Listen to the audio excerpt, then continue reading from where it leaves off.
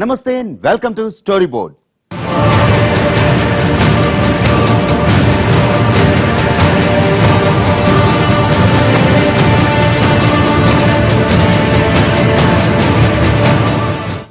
పెద్ద నోట్లు రద్దు చేసి 7 వారాలు గడుస్తోంది. అనుభవమైతే కానీ తత్వం బోధపడదన్నట్లు మొదట్లో పెద్ద నోట్ల రద్దును స్వాగతించిన ప్రజలు ఆపై నెమ్మదిగా దానిలో సాధక బాధకాలు చూసి పెదవి విరిచారు. ఆపై ఆర్థికవేత్తలు కూడా ఇది వర్కౌట్ కాదన్నారు. ప్రతిపక్షాలు కూడా దుమ్మెత్తిపోశాయి. ఇంతవరకు ఓకే, కానీ పెద్ద నోట్ల రద్దుపై ఇప్పుడు విదేశీ పత్రికలు కూడా విమర్శలు ఎక్కుపెడుతున్నాయి. ఇంతకీ మోడీ మీద మాటల మిసైళ్లు పేల్చిన ఆ పత్రికలేమిటి, వాళ్ళు చేసిన విమర్శలేమిటి?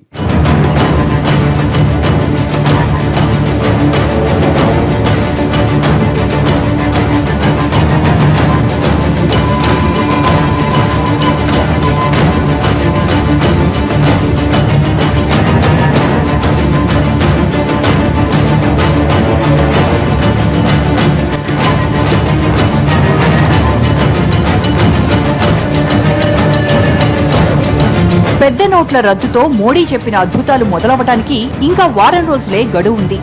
మరి ఈలోగా ఉన్న పరిస్థితి ఎలా మారిపోతుందో అని అంతా ఆశగా ఎదురుచూస్తున్నారు. పెద్ద నోట్ల రద్దు ప్రకటన వెలువడిన వెంటనే బడాబాబుల గుండెల్లో గుణపాలు దిగినా, సామాన్యుడు సంబరపడినా అది 3 నాళ్ల ముచ్చటగానే మిగిలిపోయింది. ఎందుకంటే నవంబర్ 10వ తేదీ నుంచి బ్యాంకుల ముందు క్యూలైన్లలో మొదలైన జనం కష్టాలు 48 రోజులు దాటినా ఇంకా అలాగే కంటిన్యూ అవుతున్నాయి.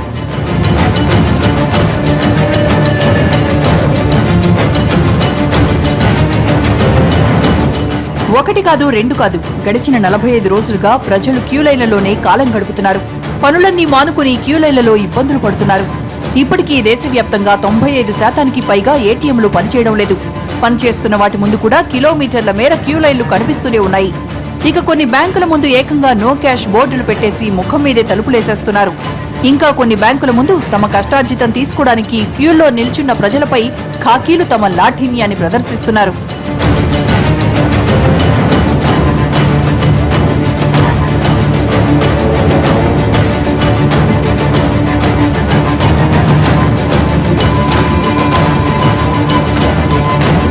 ఇక ఈ క్యూ లైన్ల కష్టాలు తట్టుకోలేక బ్యాంకు క్యూల్లో నిలబడలేక 100 మందికి పైగా కన్నుమూశారు.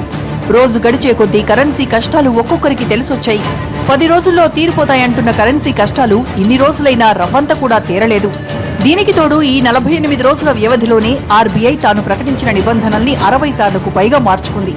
త్వరలో నోట్ల కష్టాలు తీరిపోతాయని ప్రధాని అంటుంటే వ్యవస్థలోకి డబ్బులు రావడానికి మరో 6-7 నెలలు పడుతుందని ఆర్థిక మంత్రి చెప్పుకొస్తున్నారు.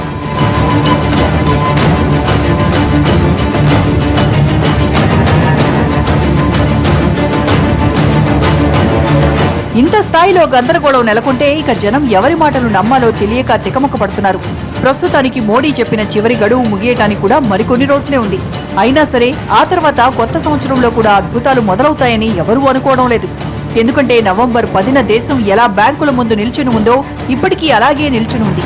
మరి ఈ వారం రోజుల్లో అద్భుతాలు జరిగిపోతాయంటే ఎవ్వరికీ నమ్మకం కలగడం లేదు.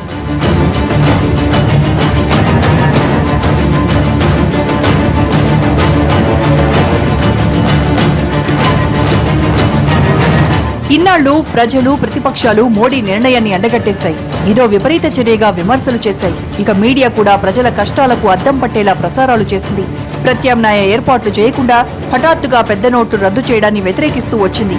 కానీ ఇప్పుడు దేశీయ మీడియాతో పాటు విదేశీ దిగ్గజ పత్రికలు కూడా మోడీ నిర్ణయాన్ని తప్పుపడుతున్నాయి. అసలు మోడీ తీసుకున్న చర్య పూర్తి అనైతిక చర్య అని ఓ పత్రిక రాసుకొస్తే మరో ప్రఖ్యాత పత్రిక ఈ నిర్ణయం తీసుకోవడం ప్రజాధనాన్ని దోపిడీ చేయడమేనంటూ ఘాటుగా స్పందించింది.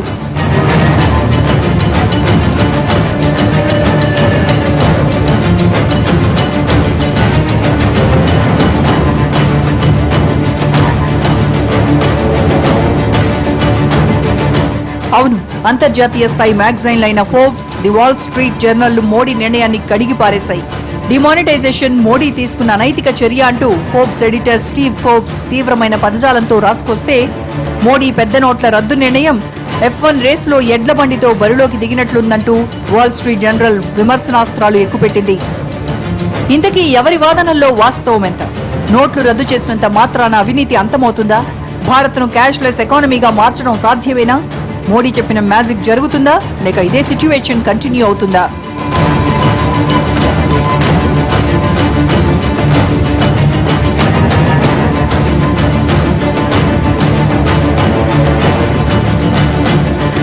స్టోరీ బోర్డులో ఇప్పుడు షార్ట్ బ్రేక్ తీసుకుందాం.